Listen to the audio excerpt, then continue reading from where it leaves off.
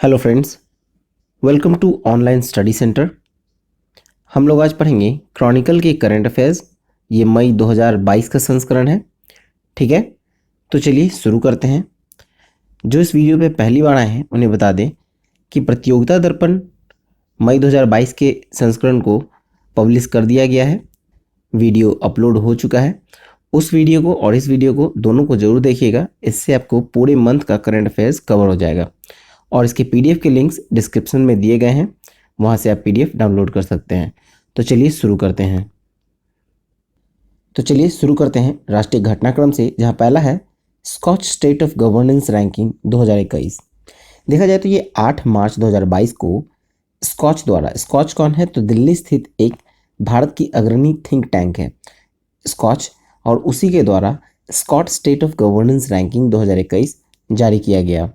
देखा जाए तो ये रिपोर्ट जो है वो भारत के विभिन्न राज्यों में परियोजना स्तरीय जो परिणामों का अध्ययन करती है और इसको 4 श्रेणी में बांटा गया है। सभी राज्यों को 4 श्रेणियों में बांटा गया है।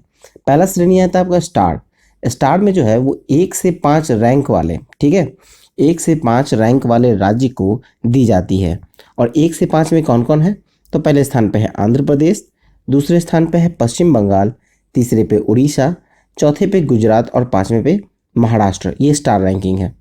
देखिए, आंध्र प्रदेश में जो पुलिस और सुरक्षा, कृषि, जिला प्रशासन और ग्रामीण विकास में शीर्ष स्थान हासिल किया है।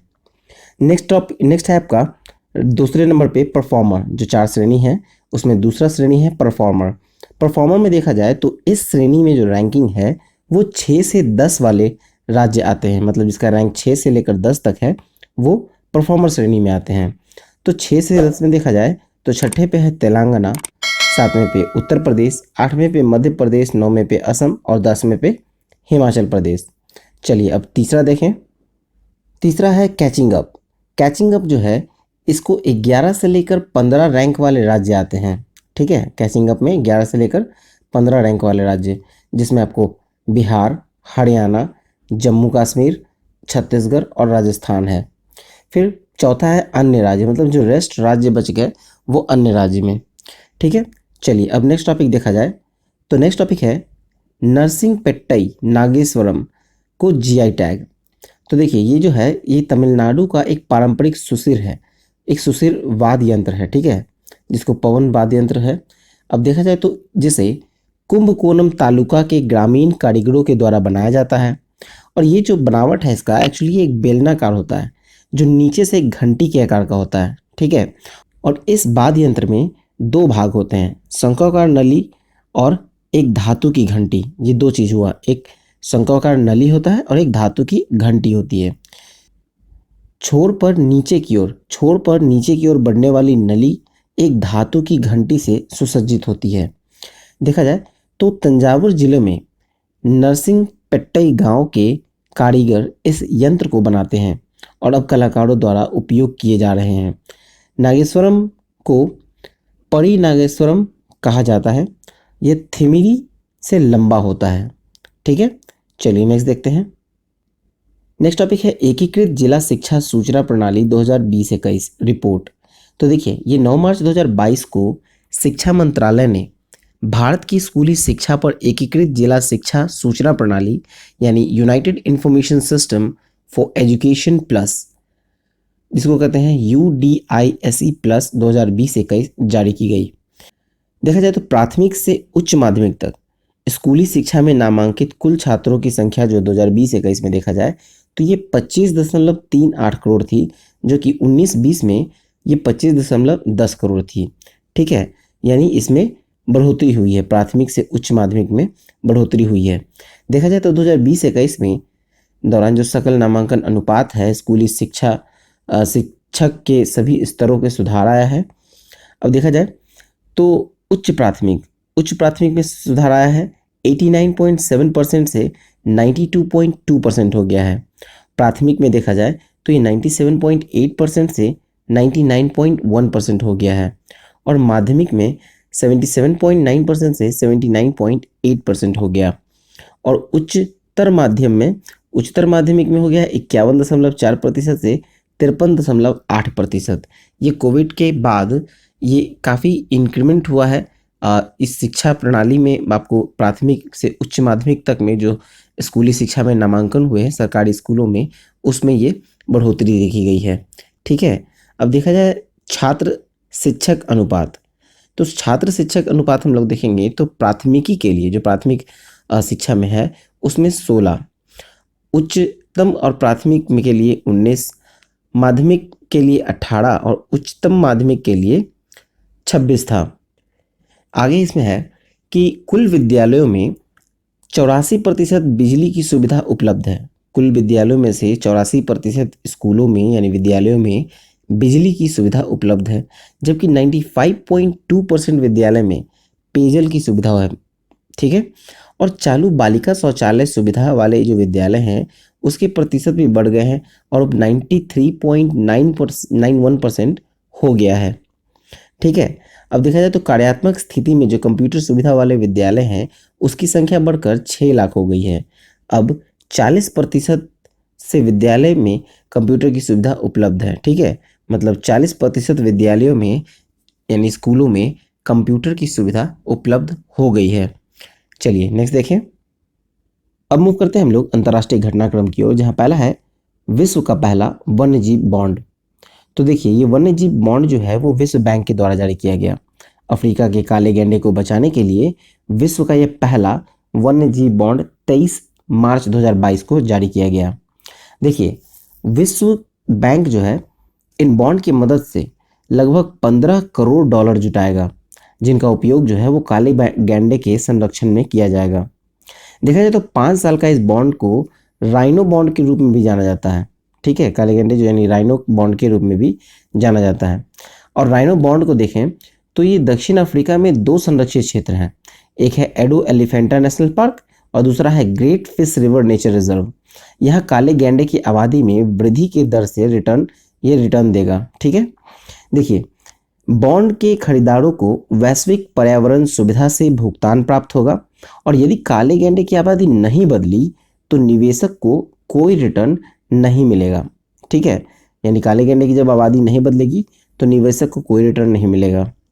काले गैंडे जो हैं वो केवल अफ्रीका में पाए जाते हैं। ठीक है, और ये IUCN की रेड लिस्ट में काले गैंडे को गंभीर रूप से संकटग्रस्त श्रेणी में सूचीबद्ध भी किया गया है। ठीक है, और देखा गया है और माना जा रहा है कि अगर ये बॉन्ड सफल हो जाता है, ठीक है, ये बॉन्ड अगर सफल हो गया तो केनिया में भी काले गैंडे के आबादी संरक्षण के लिए जो कार्यक्रम होगा इसका विस्तार किया जा सकता है। ठीक है, चलिए नेक्स्ट देखें। नेक्स्ट है किंजल मिसाइल। किंजल मिसाइल को देखें तो 19 मार्च 2022 को रूस ने कहा कि युद्ध में वो अगली पीढ़ी के हथियारों का पहला इस्तेमाल किया और यूक्रेन में एक हथियार डिपो पर हाइपरसोनिक मिसाइलें दागी हैं। किंजल का जो अर्थ होता है उसका नाम है खंजर यानी डैगर। देखा जाए तो ये एक हाइपरसोनिक मिसाइल है जो परमाणु सक्षम हवा से लॉन्च की गई बैलिस्टिक मिसाइल है। इस मिसाइल का जो रफ्तार है वो ध्वनि की गति से 10 गुना अधिक है। इसका मारक क्षमता 1500 से 2000 किलोमीटर है। परमाणु पेलोड या 480 किलोग्राम का पारंपरिक पेलोड ये ले जाने में सक्षम है। किंजल मिसाइल जो है आपको या तो 480 किलोग्राम का पारंपरिक पेलोड ले जा सकता है या फिर परमाणु भी ले जा सकता है। ठीक है, देखिए मिसाइल किंजल की जो लंबाई है ये आपको 8 मीटर और व्यास जो है आपको 1 मीटर और लगभग वजन होगा वो 4300 किलोग्राम होगा। ठीक है, किंजल जो है एक नए हथियार है और ये इसका श्रृंखला में से एक है, नए हथियारों की श्रृंखला में से एक है जिसका अनावरण जो है वो रूस के राष्ट्रपति जो व्लादिमीर पुतिन है उन्होंने 2018 में किया था। ठीक है, 2018 में अपने राष्ट्र के नाम पे संबोधन में इसका जिक्र किया था। ठीक है, देखिए हाइपरसोनिक मिसाइल हम लोग देखें तो हाइपरसोनिक मिसाइल जो है आमतौर पर तेज और कम ऊंचाई पर उड़ने वाले जो अत्याधुनिक पैंतरेबाजी करने वाले चुस्त दुरुस्त हथियारों में से प्रभाषित किया जाता है इसे। ठीक है, चलिए नेक्स्ट देखें। नेक्स्ट टॉपिक है V-Dem institute liberal democratic index 2022। तो देखा जाए तो मार्च 2022 में स्वीडन के गोथेनबर्ग विश्वविद्यालय में वीडेम संस्था ने अपनी वार्षिक लोकतंत्र रिपोर्ट प्रकाशित की है। इसका जो शीर्षक है वो है democracy report 2022 autocratisation changing nature. सूचकांक में जो कुल देश हैं वो कुल है 179। रिपोर्ट के स्कोर के आधार पर देखें तो देशों को 4 शासन प्रकार में वर्गीकृत किया गया है। एक है उदार लोकतंत्र, दूसरा चुनावी लोकतंत्र, तीसरा चुनावी निरंकुशता जिसको कहते हैं हम लोग इलेक्ट्रल डेमोक्रेसी, और बंद निरंकुशता जिसे कहते हैं क्लोज ऑटोक्रेसी। देखिए पहला है आपको उदार लोकतंत्र, जिसमें आपको Sweden, Denmark, Norway, Costa Rica और न्यूजीलैंड है। ठीक है, 2021 में रिकॉर्ड 6 तख्तापलट हुए, जिसके परिणाम स्वरूप निरंकुश शासन सामने आए। कहाँ कहाँ? चाड, गिनी, माली और म्यांमार में। 32 देश निरंकुशता और 15 देश लोकतंत्रीकरण की राह पर दिख रही हैं। ठीक है, 32 देश जो है निरंकुशता में है और 15 देश जो है लोकतंत्रीकरण की राह में दिख रही हैं। अब इसमें भारत की स्थिति अगर हम लोग देखें तो वो है 93। ठीक है, भारत की स्थिति 93 पे है, जो कि 179 में। यह भारत को चुनावी निरंकुशता यानी कि इलेक्ट्रल ऑटोक्रेसी के रूप में वर्गीकृत करता है। चलिए नेक्स्ट देखें। नेक्स्ट टॉपिक है freedom in the world 2022 report. तो देखा जाए तो अमेरिका के एक गैर सरकारी संगठन फ्रीडम हाउस की वार्षिक रिपोर्ट के अनुसार लगातार दूसरे वर्ष भारत को लोकतंत्र और मुक्त समाज की दृष्टि से आंशिक रूप से स्वतंत्र करा दिया गया। शीर्षक है freedom in the world 2022 the global expansion of authoritarian rule. Bharat जो है 100 में से 66 का स्कोर किया है। ठीक है, स्कोर जो है टोटल 0 से 100 था, जिसमें भारत का स्कोर 66 है। 3 देशों ने 100 का कुल स्कोर प्राप्त किया, तो वो है फिनलैंड, नॉर्वे, स्वीडन। उसके बाद देखा जाए तो दक्षिण Sudan score 1, Syria score 1, Turkmenistan score 2 और सबसे कम स्वतंत्र स्कोर वाले देश हैं। देखिए 0 से 100 का स्कोर था, जिसमें स्कोर 1 जो है वो 2 देशों ने किया है, दक्षिण सूडान और सीरिया ने, और तुर्कमेनिस्तान का स्कोर 2 है। ठीक है, इसलिए ये सबसे कम स्वतंत्र स्कोर वाले देश हैं। मतलब कहा जाए तो ये स्वतंत्र नहीं की श्रेणी में इन्हें रखा गया है। ठीक है, देखिए अब चलिए नेक्स्ट देखिए। तो नेक्स्ट है कि कुवैत जो है वो दुनिया का सबसे गर्म स्थान में से बन गया। यहाँ टेम्परेचर 53.2 डिग्री सेल्सियस आंका गया है, जो कि 127.7 डिग्री फ़ारेनहाइट होता है। ठीक है, ये दुनिया का सबसे गर्म स्थानों में से एक अब बन गया है कुवैत। चलिए नेक्स्ट देखें। चलिए अब मूव करते हैं हम लोग आर्थिक वाणिज्यिक परिदृश्य की ओर, जिसमें पहला है डीजी साथी। डीजी साथी के बारे में देखिए तो ये 8 मार्च को आरबीआई ने national payment corporation of India के साथ डीजी साथी को लॉन्च किया। ठीक है, ये ग्राहकों को डिजिटल भुगतान संबंधित प्रश्नों के समाधान के लिए 24/7 हेल्पलाइन है। जहाँ इससे जो अगर हेल्प लेना होगा तो डीजी साथी वेबसाइट पर से, चैटबॉट सुविधा से, टोल फ्री नंबर से, कॉल के माध्यम से डिजिटल भुगतान पर उपयोगकर्ताओं की सहायता करेगा ये। ठीक है, चलिए आगे देखें। नेक्स्ट है कर्नाटक बैंक को एसोचैम पुरस्कार। तो देखा जाए तो 9 मार्च 2022 को नई दिल्ली में एसोचैम के द्वारा स्थापित जो 8वां एमएसएमई उत्कृष्टता पुरस्कार है समारोह और शिखर सम्मेलन में निजी क्षेत्र के बैंकों के बीच वर्ष का सर्वश्रेष्ठ एमएसएमई बैंक विजेता पुरस्कार प्राप्त किया। बैंक के प्रबंधक निदेशक और सीईओ हैं एमएस महाबलेश्वर। ठीक है, चलिए नेक्स्ट है स्मार्ट इनक्यूबेटर 2022 पुरस्कार। तो विजेता है ट्रैक्सटेप। भारत सरकार की विद्युत मंत्रालय का सार्वजनिक निजी साझेदारी फोरम है इंडिया स्मार्ट ग्रिड फोरम। उसी के द्वारा विशेष रूप से ऊर्जा के क्षेत्र में योगदान के लिए व्यापार, उष्मायन प्रदर्शन, नवाचार और सामाजिक प्रभाव की मान्यता में वर्ष 2022 के इनक्यूबेटर पुरस्कार से सम्मानित किया गया है ट्रैक्सटेप को। ठीक है, चलिए नेक्स्ट देखते हैं। नेक्स्ट है निर्यात तत्परता सूचकांक 2021। तो देखा जाए तो 25 मार्च 2022 को नीति आयोग ने इंस्टीट्यूट ऑफ कॉम्पिटिटिवनेस के साथ साझेदारी में निर्यात तत्परता सूचकांक 2021 मतलब एक्सपोर्ट प्रिपेयर्डनेस इंडेक्स 2021 जो है उसका दूसरा संस्करण जारी किया है। तो देखिए ये सूचकांक जो है वो 4 मुख्य स्तंभ पर आधारित है। पहला है नीति, व्यापार इकोसिस्टम, निर्यात इकोसिस्टम और निर्यात प्रदर्शन। देखा जाए तो सूचकांक में राज्यों और केंद्र शासित प्रदेशों को तटीय राज्य, भू आबद्ध राज्य, हिमालयी राज्य और केंद्र शासित प्रदेश श्रेणी में के तहत रैंक किया गया है। समग्र रैंकिंग देखा जाए, ओवरऑल रैंकिंग, तो ओवरऑल रैंकिंग में आपको गुजरात जो है वो प्रथम स्थान पर रहा, ये लगातार दूसरी बार, और महाराष्ट्र दूसरे स्थान पे है, कर्नाटका तीसरे स्थान पे है समग्र रैंकिंग यानी ओवरऑल रैंकिंग में। अब देखते हैं तटीय राज्य। तटीय राज्य के रैंकिंग में देखा जाए तो गुजरात पहले स्थान पे है, महाराष्ट्र दूसरे स्थान पे और कर्नाटका तीसरे स्थान पे। फिर आपको भू आबद्ध राज्य, ये है हरियाणा, उत्तर प्रदेश और मध्य प्रदेश। फिर हिमालयी राज्य देखा जाए तो उसमें उत्तराखंड, हिमाचल प्रदेश और त्रिपुरा। केंद्र शासित प्रदेश में आपको दिल्ली, गोवा, जम्मू और कश्मीर। ठीक है, चलिए नेक्स्ट देखें। नेक्स्ट है यूपीआई 123 पे। तो देखा जाए तो 8 मार्च 2022 को आरबीआई ने फीचर फोन उपयोगकर्ता के लिए यूपीआई 123 पे नाम का एक नया यूपीआई भुगतान समाधान लॉन्च किया। आरबीआई बैंक ने यूपीआई 123 पे के सौजन्य से बिना इंटरनेट के फीचर फोन के लिए उपलब्ध होगी। ठीक है, ये एक नया तरह का आपको फीचर फोन के लिए एक यूपीआई भुगतान है जिसका नाम दिया गया है यूपीआई 123। बिना इंटरनेट के फीचर फोन से इसका इस्तेमाल किया जा सकता है। आगे हम लोग देखेंगे किस किस विकल्प के द्वारा इसका इस्तेमाल किया जाता है।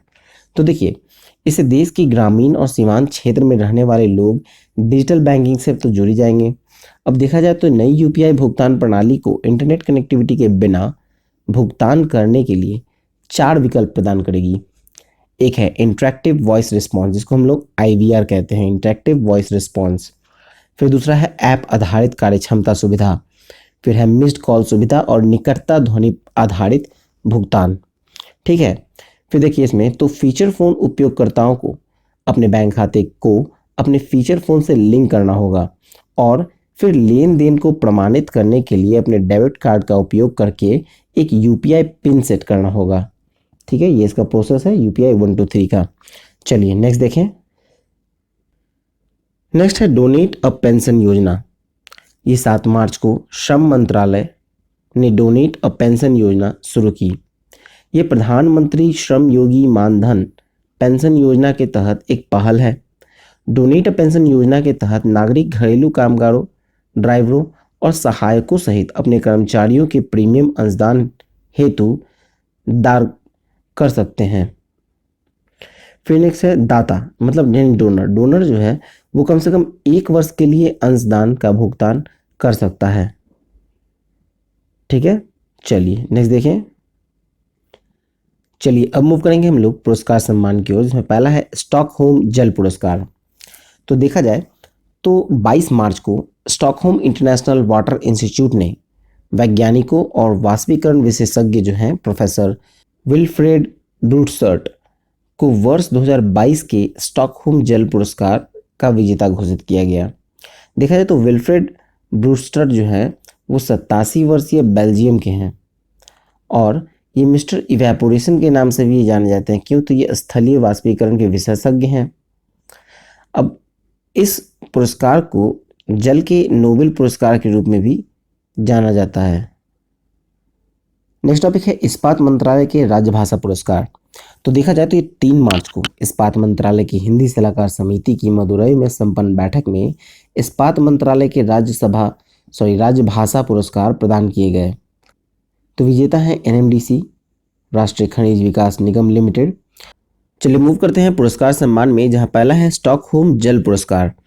जो देखा जाए तो 22 मार्च को स्टॉकहोम इंटरनेशनल वाटर इंस्टीट्यूट ने वैज्ञानिक और वाष्पीकरण विशेषज्ञ प्रोफेसर हैं विल्फ्रेड ब्रूटसर्ट को वर्ष 2022 का स्टॉकहोम जल पुरस्कार का विजेता घोषित किया।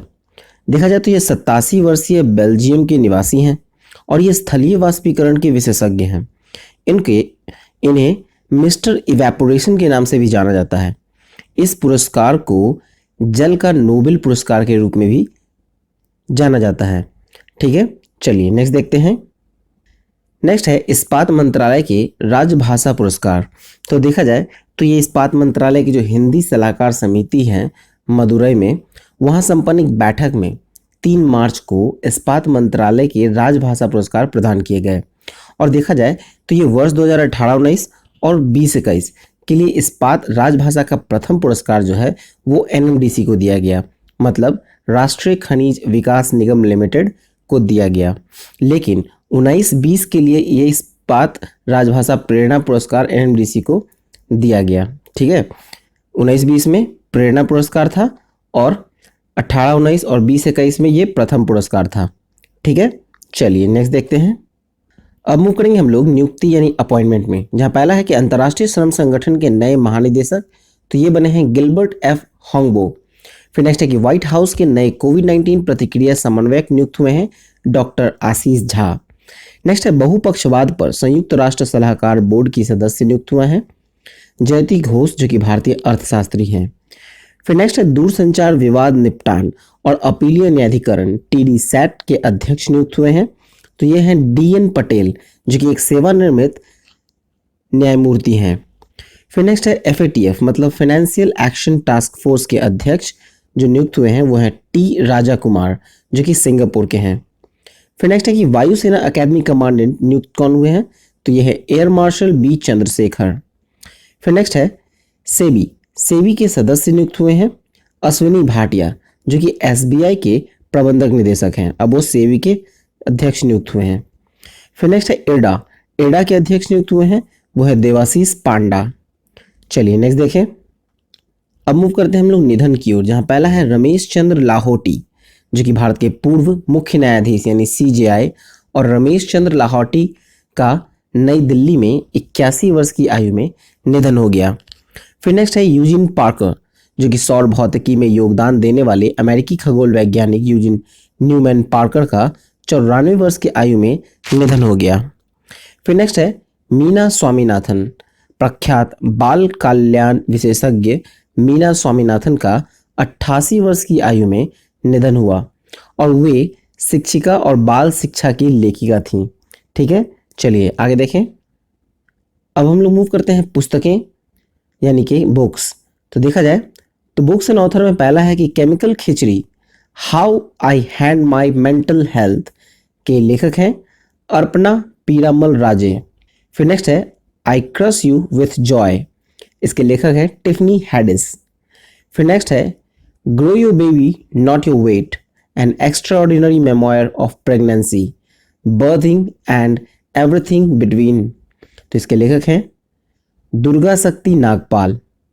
फिर नेक्स्ट है the Penguin book of Indian poets, तो इसके लेखक हैं जीत थाइल। फिर नेक्स्ट है Ammu Indian home cooking to nourish the soul, इसके लेखक हैं अस्मा खान। चलिए आगे देखें।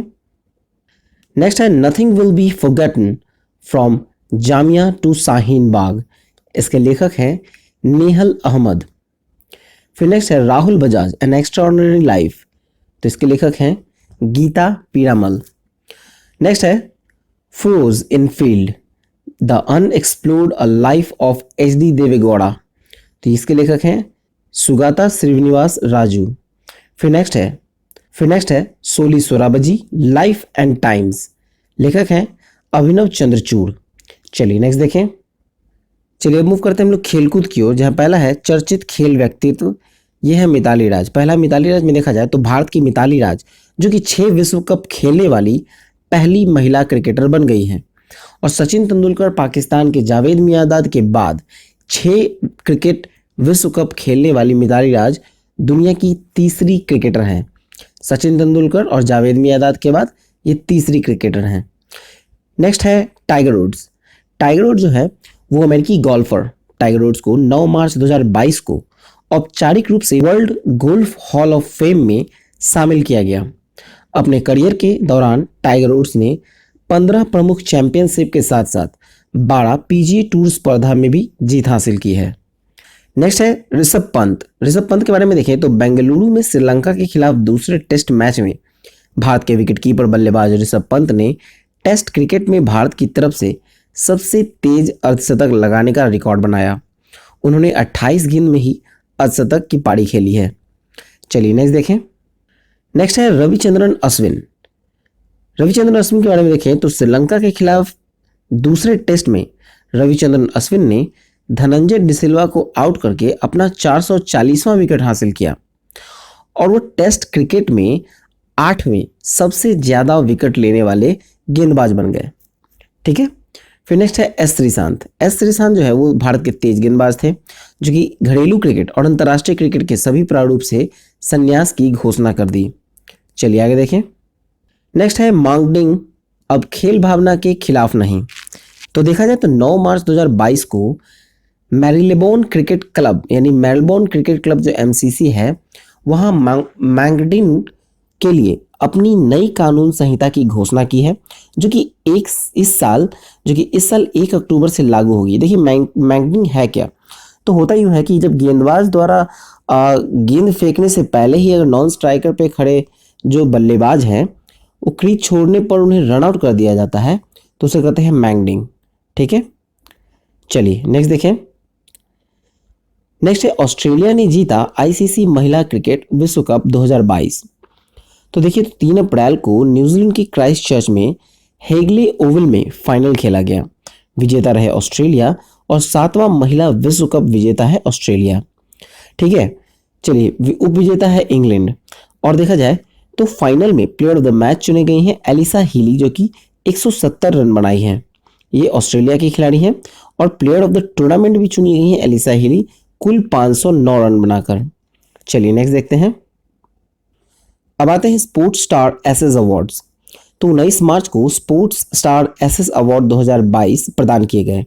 Sports star of the year पुरुष में है Neeraj Chopra, sports star of the year महिला में है मीराबाई चानू और व्यक्तिगत श्रेणी में sports women of the year पुरस्कार मिला है लवलीना बोर्गोहेन को।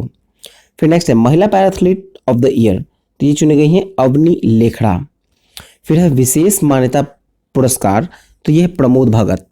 फिर नेक्स्ट है breakthrough performance of the year, तो ये है महिला हॉकी टीम। ठीक है, फिर देखा जाए तो वर्ष का सर्वश्रेष्ठ पुरुष खिलाड़ी जो क्रिकेट में है वो है R अश्विन और वर्ष का सर्वश्रेष्ठ महिला खिलाड़ी क्रिकेट में मिताली राज को दिया गया है और सर्वश्रेष्ठ पुरुष खिलाड़ी स्पोर्ट्स टीम सपोर्ट्स, तो ये है रुपिंदर पाल सिंह और हरमनप्रीत सिंह। फिर नेक्स्ट है वर्ष का सर्वश्रेष्ठ महिला खिलाड़ी टीम सपोर्ट्स में, तो ये है सविता पूनिया। ठीक है, चलिए नेक्स्ट देखें। नेक्स्ट है ICC player of the month February 2022। तो ये ICC मेंस प्लेयर जो है फरवरी 22 का, तो ये चुना गया है श्रेयस अय्यर को जो कि भारत के हैं। और women's player of the month में फरवरी 2022 के लिए चुना गया है अमेलिया केर न्यूजीलैंड के। चलिए नेक्स्ट देखें। अब मूव करते हैं हम लोग दिवस की ओर, जहाँ पहला है 1 मार्च। 1 मार्च को मनाया गया शून्य भेदभाव दिवस, जिसका विषय या थीम है remove laws that harm, create laws that empower. फिर नेक्स्ट है 3 मार्च। 3 मार्च को है विश्व श्रवण दिवस, इसका थीम था to hear for life listen with care. 3 मार्च को दिवस मनाया गया है विश्व वन्यजीव दिवस, जिसका थीम है रिकवरिंग की स्पाइसेस फॉर इकोसिस्टम रिस्टोरेशन। 4 मार्च को मनाया गया है राष्ट्रीय सुरक्षा दिवस, जो कि थीम है सुरक्षा संस्कृति के विकास हेतु युवाओं को प्रोत्साहित करें। 7 मार्च को क्या है चौथा जन औषधि दिवस, यानी कि जन औषधि जन उपयोगी। 8 मार्च को है अंतर्राष्ट्रीय महिला दिवस, थीम है एक स्थायी कल के लिए आज लैंगिक समानता। 10 मार्च का है महिला न्यायाधीशों का अंतर्राष्ट्रीय दिवस। चलिए आगे देखें। 10 मार्च में नेक्स्ट है विश्व किडनी दिवस, थीम है किडनी हेल्थ फॉर ऑल। 14 मार्च में है अंतर्राष्ट्रीय गणित दिवस, यानी कि मैथमेटिक्स यूनाइट्स। 15 मार्च में है विश्व उपभोक्ता अधिकार दिवस, थीम है फेयर डिजिटल फाइनेंस। 18 मार्च को है वैश्विक पुनर्चक्रण दिवस, थीम है पुनर्चक्रण बिरादरी। 20 मार्च को मनाया गया है अंतर्राष्ट्रीय प्रसन्नता दिवस, जिसका थीम है बिल्ड बैक हैप्पियर। 20 मार्च को मनाया गया है विश्व गौरैया दिवस, जिसका थीम है आई लव स्पैरोज। ठीक है, अब देखिए 21 मार्च को मनाया गया है विश्व कविता दिवस और 21 मार्च को और मनाया गया है अंतर्राष्ट्रीय वन दिवस, जिसका थीम है वन और टिकाऊ उत्पादन एवं खपत। चलिए आगे देखें। 21 मार्च में अगला है अंतर्राष्ट्रीय नस्लीय भेदभाव उन्मूलन दिवस, जिसका थीम हो गया voices for action against racism. फिर 22 मार्च को है विश्व जल दिवस, जिसका थीम है ground water making the invisible visible. 23 मार्च को है विश्व मौसम विज्ञान दिवस, थीम रहा early warning and early action. 24 मार्च को है विश्व क्षय रोग, इसका थीम है invest to end TB save lives. 27 मार्च को है विश्व रंगमंच दिवस, थीम रहा रंगमंच और शांति की संस्कृति, यानी theatre and culture of peace. चलिए नेक्स्ट देखें। तो फ्रेंड्स, ये वीडियो यहीं तक था। अच्छा लगा हो तो प्लीज़ लाइक और शेयर जरूर करें दोस्तों में। सब्सक्राइब नहीं किया है तो जल्दी से जल्द सब्सक्राइब बटन को दबाकर चैनल को सब्सक्राइब करें।